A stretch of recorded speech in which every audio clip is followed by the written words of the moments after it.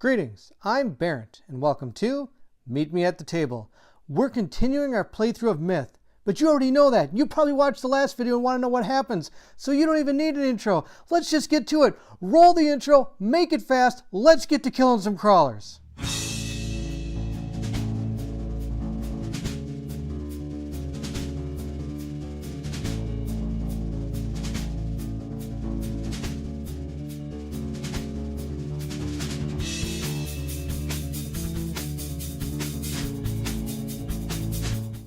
Our first card is going to be Path of Nature. It says range 3. Each other hero within range increases their threat by 3. In addition, reduce the AP on the darkness meter by 2.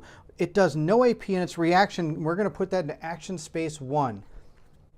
The only character within range is Alex, so he's going to gain 3 threat. The other two are out of the range of 3. We're going to lower our darkness meter to 0. It was at 2, it's at 0 now. Our Acolyte is going to play Stand Fast. He will not be moving this turn, and it states range tile Faith. Grants all heroes -1 to courage tests and +1 d10 to hero attack actions. We're going to put this into action space 1. He is then going to play Righteous Fury. This is a range of 4. It says Faith. A number of heroes equal to your Faith within range gains +1 damage to attack actions. We're going to put this into action space 2. He is within 4, and he is within 1, 2, 3. They're all within 4. Oh, that's fantastic. Righteous Fury does raise our AP 1. So our AP is now at 1. Our swordsman, Alex, or pupil, I should say, is going to be playing Vertical Cut next. It says damage 2, range 1. Attack dash 1 melee. Attack 1 target within range. Then must move forward or backward 1 square. So he's going to attack this captain, and then he's going to move either forward or backward 1 square. We're going to put this into action space 1, and it does 2 AP. Okay, before we do anything, of course, we've got to take a fear test in order to attack this stalker. So he gets -1 to this roll, so he only needs a 5 because his courage is a 6. And he got a 10. Oh, that's fantastic. All right. He gets 1d10 and a fate dice for himself, 2d10 and a fate dice for his short sword. And then he also gets 1d10 from Stand Fast, since this is an attack action. So he needs to get a 5 or better to hit this stalker. And since this is still in kata, he's going to get another d10 for his kata bonus. And he got a lot of hits, which is perfect. And he did get his symbol, which gives him an extra 2 dash. So I can use another 2 dash after this attack. Let's go back to the board and deal with that stalker. All right, that takes care of another stalker. So we get to put 1 more treasure on the board. And we're going to put it, I'm going to put it right here. I don't know if you can put 2 on the same square. You probably can, but that's okay. We're going to make it a little bit harder on our characters to get these. He also was able to receive 2 more dash from his fate dice recipe. So for his first movement, he's going to grab this treasure. We got our handy dandy bago treasure. Let's see what we get. Oh, we got a green one. All right, awesome. So we're going to pull a green treasure from either this green treasure deck or this green treasure deck. Look at all the green treasures. This is what happens when you incorporate all the treasure decks from the Journeyman stretch goals in treasure deck 1, 2, and 3. So these it's just a mountain of green treasure. So we're just going to use one of the decks. I'm just going to grab the top one off of here. And we received the Scroll of Akarat. All right. It is a focus, so it's really not going to be used by any of our characters in this adventure, but I'm going to put this into his backpack. His second dash action is going to be over to here. Now, Vertical Cut does gain 2 AP to the darkness, so I'm going to go ahead and add that. Camera up. Zoop. It's going to go to 3. Camera down. He's also going to gain 3 threat, bringing his threat to 6. And in case I didn't mention it, the card itself does 2 damage. I probably forgot to mention this. But we do actually have our Righteous Fury in play, which does give +1 damage to attack actions. So we do have, that's how we got the 3 damage to kill the stalker. Our archer is going to ready 1 ammo, and she's going to put the other one into action space 1. She's going to move up 2 squares, 1, 2 to there. Karen the archer is then going to use retrieve. It states, search your discard pile, find 1 ammo card, and ready it. We're going to put this into action space 1 and raise our darkness to 4. Here's our ammo card that we're going to ready. Our swordsman is then going to use his actual 2 movement to move here and grab this treasure. We got our handy bag of treasure. Let's see what we get. Oh, a white one. And our white card is a shadow potion. You may reduce your threat by 3. You know, he's going to drink this right now. No, I lied. He's not going to drink this right now. So he's going to put the shadow potion into his backpack. That's going to be the end of this turn. We're going to go to our hero deck phase and we're going to raise the AP by 1. Raising the AP by 1 brings it to 5. Our archer is going to remove this card. Her AP is at 0 already. We're going to ready our ammo card, and we're going to decide if we want to keep Hustle or Orion's Tear. Guess which one we're keeping? You're right, Orion's Tear. And we're going to grab 4 more cards. 1, 2, 3, 4. And let's see what we get. Now you see me. Oh, good. More ammo cards and a Hustle card. Oh, that's going to be perfect. I think it's time to fire off Orion's Tear. Our Acolyte is going to lower his threat by 1, discard both these cards, and decide to keep... I don't really think... I'm going to keep Attune the Weak. I think if we can get close to the end and heal our character before we move on would be good. 1, 2, 3, 4. 4 new cards. I'm really hoping for that one that helps with AP. Angelic Word, Smite. That's it right there. Feet of the Saints. That's what the card I was looking for. An Intercession. All right, good. All right, Brian's going to lower his threat down to 0 because he's got 3 open slots. We're going to discard this card. I am going to keep my Hand of Darkness and hope for a lot of attacking cards. We're going to remove these 3. And we got, I'll take that. Dark Fate, that's fantastic too. An attack card, and oh, there's Skewer. Well, I was hoping for Sojourner's Path, but Skewer, all right. So not too many attack cards, but that's okay. All right, looking at our pupil, we're going to discard this card, discard this card. That's like my favorite saying. And we're going to 1, 2, 3, lower his threat, and then we're going to decide if we want to keep any of these cards. I can't move to this without a diagonal attack. So, and I can't really draw my blade. I'm going to get rid of, actually, you know what? I might keep Hustle in case he wants to go search that Dolomite thing. And he's going to grab 4. 1, 2, 3, 4. Let's see what our swordsman get. He gets an attack card. That's worthless. Skewer. That's worthless. Now you see me and drawing. Oh, he got a bunch of worthless stuff. Well, he won't be making any attacks this turn. That's too bad. And we are going to start with our archer, readying 1 ammo and putting 1 ammo into action slot 1. Ben the Acolyte is going to play Feet of the Saints. It says range, tile, faith. Each hero within range reduces the AP cost of attack actions by 1. We're going to put this into action space 1. We're then going to use our attack from our outsider. It's 1 AP, so it's going to be 0 because this is an attack action. I'm going to put this into action space 1. And he is going to attack, which is the crawler with the treasure, this one right here. Our outsider is going to get 1d10 and a fate dice for himself, 2d10 and 2 fate dice for his Talon. He's also going to get 1 more fate dice. I have been forgetting about the Ring of Nira. The Ring of Nira does say that he gets, on attack, he gets +1 fate dice. So let's roll those up. He needs to get a 3 or 4 or better. I lied. 4 or better. Oh, we barely got it. It's right here. Here's a 7. And he did get his... No, he did not get... Yes, he got his Guile symbol, but it's just going to cause damage over time, so it doesn't really matter. And so we got to kill the crawler that's in front of us. So we're going to take this crawler out, leaving this treasure exposed. We didn't do any AP to the darkness. He's going to use his 2 movement to pick this up and then move 1 square. We bring our handy-dandy treasure bag in. Let's see what we get. Another white one. So we're going to draw from our white deck, and it says 2 gold. Hey! I'll take it. So we're going to gain 2 gold, and we're going to put it right onto his character mat. And of course, I'm a moron and forgot to play Hand of Darkness. So I guess I'll just hold on to this card. Oh, I'm so dumb. Every time I defeat an enemy, I get a Malice token. I totally forgot.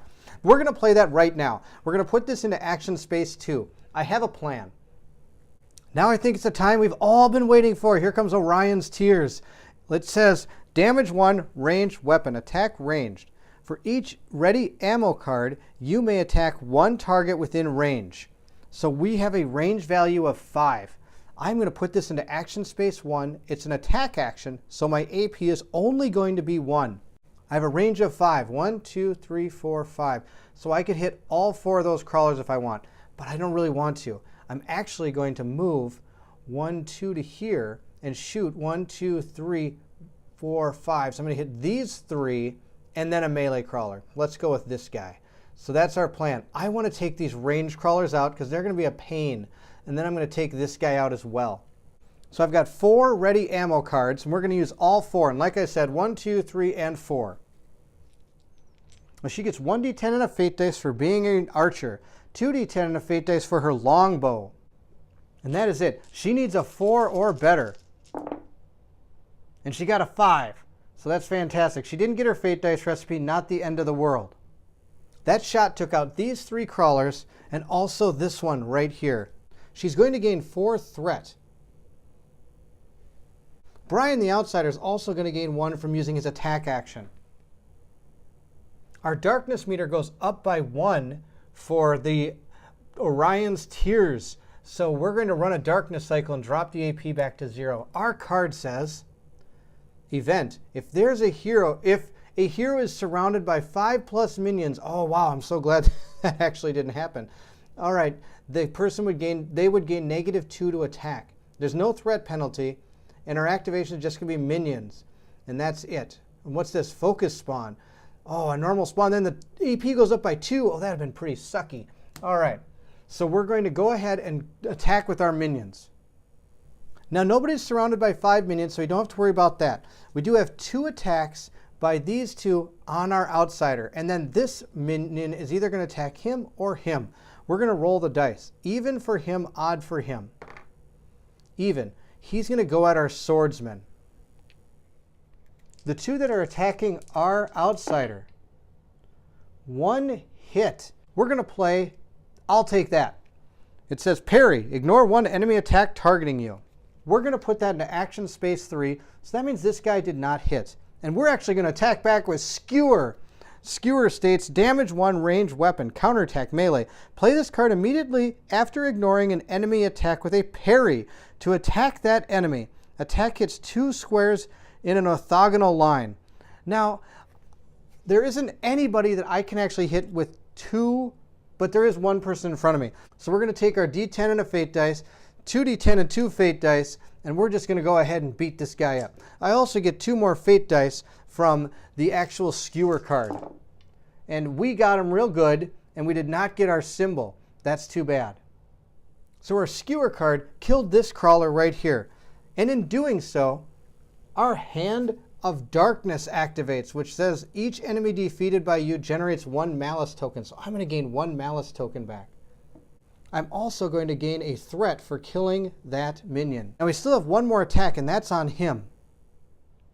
Our final crawler attacks, and he did hit, but he also has a Now You See Me card, and it says dodge, ignore 1 enemy attack. We're going to put that into action space 1, and he missed us then. Continuing, our swordsman Alex is going to play hustle. Move. You gain 2 additional movement points. I'm going to put this into action space 2, and we are going to generate an AP because this is not an attack action. And he's going to go 1, 2, and then use his normal movement to search this and then move back. So we're going to discard this and search. We're going to roll a d10 and consult the table. We got a 9.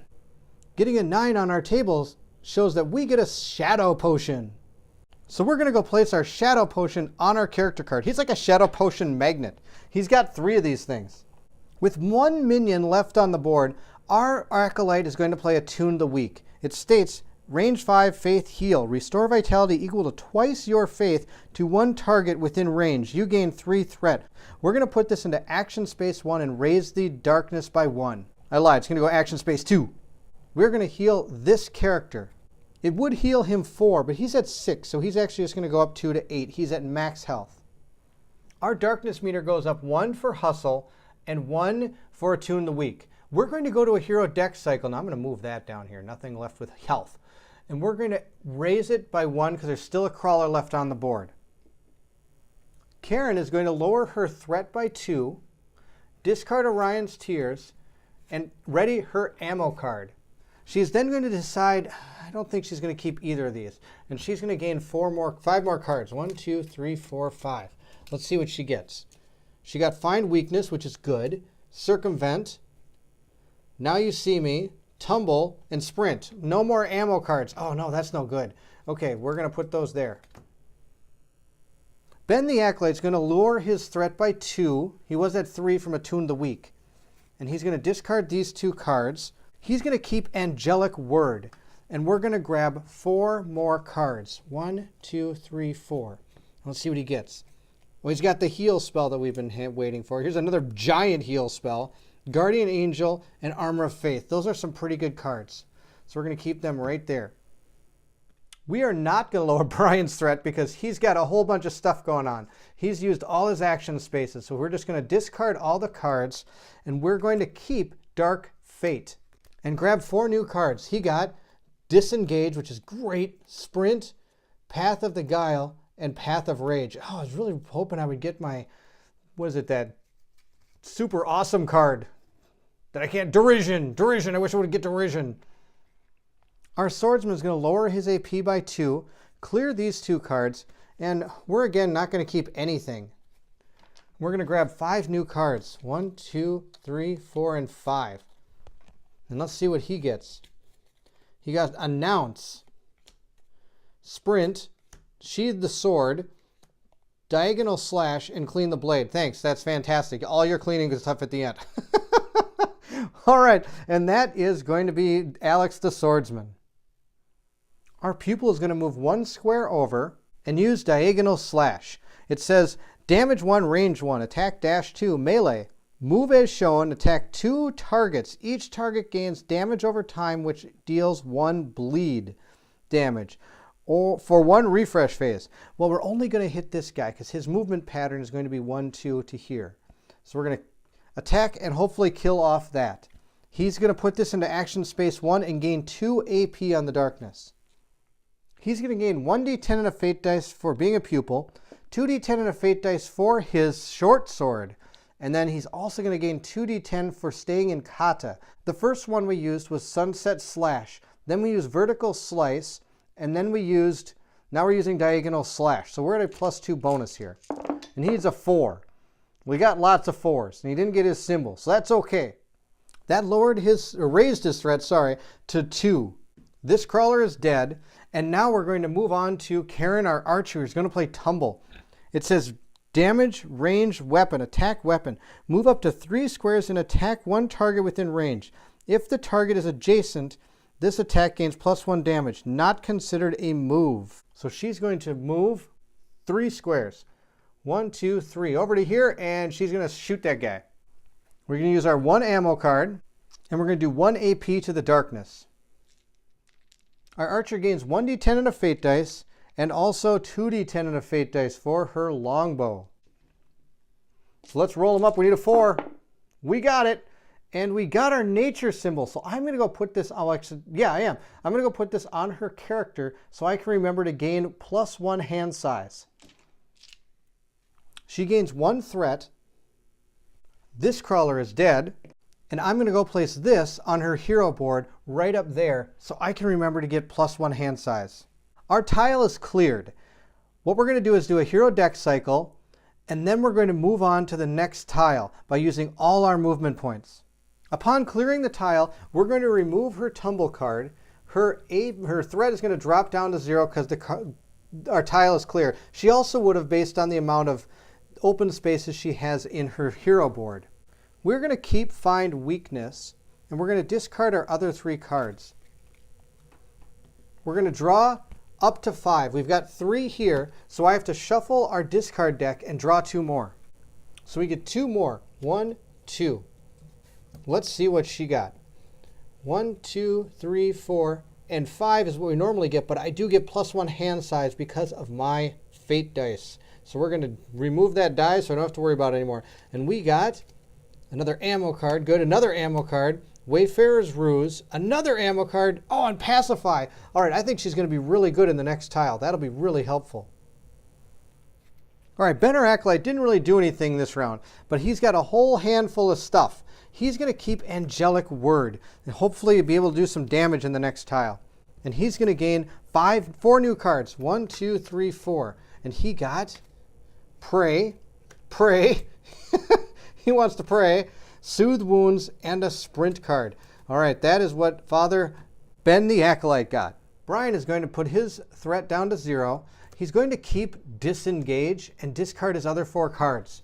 He's then going to draw up to 5. And he's got 3 left, so we have to shuffle our discard pile and draw 1 more.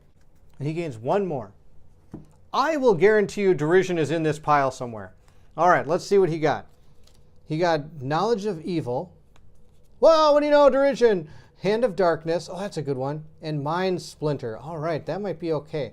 All right, we're going to go on to Alex the Swordsman. Alex the Swordsman will lower his threat to 0, and then he is going to keep, well, I don't need Clean the Blade or Sheathe the Sword because he's automatically going to do that. We're going to keep Announce, maybe. No, I think he's going to just get rid of everything. And we're going to keep this on top. Well, actually, it doesn't matter. We automatically sheave our blade when we move to a new tile. So we're going to put those in the discard pile and grab 5 new cards. There's 2, and I'm going to need to shuffle my pile. We get 3 more. 1, 2, 3. And he's gained Vertical Cut, Horizontal Slice. Come on, I need a diagonal attack. Now you see me. Oh, there it is. Diagonal Slash and Bladed. Oh, I think this is going to be fantastic. He's going to be able to do some major work, I hope. The last 2 cards we played were Horizontal Slash, which would bring it to 5, and then Tumble, which would cause a Darkness cycle to activate.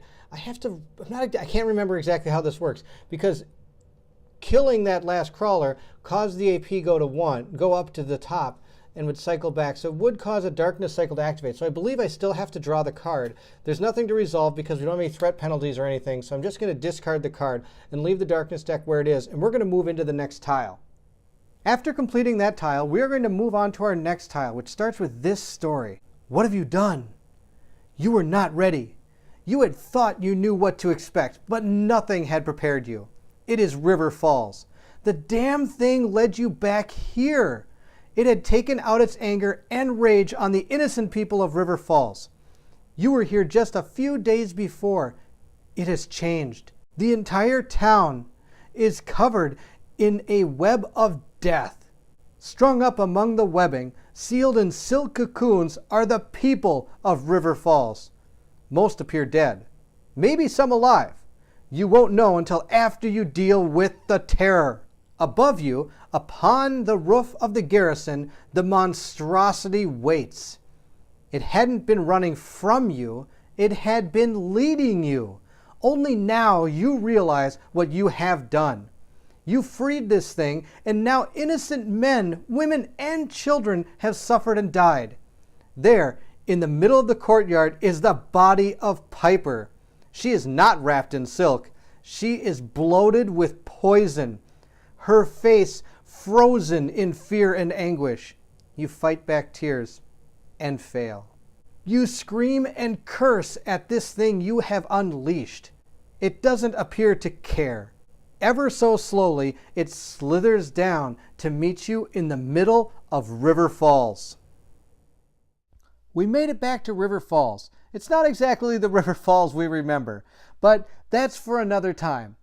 Thank you so much for watching. I hope you enjoyed the video. If you did, subscribe, give it a like, hit the little bell symbol. You'll know when the next video comes, and the next video will be taking on the Terror of 1,000 Legs. Please leave anything in the comments below. I'd love to hear from everyone. Will our brave adventurers have what it takes to take on the Terror of 1,000 Legs and return the Stone of Life? To find out, I'll need you to meet me at the table.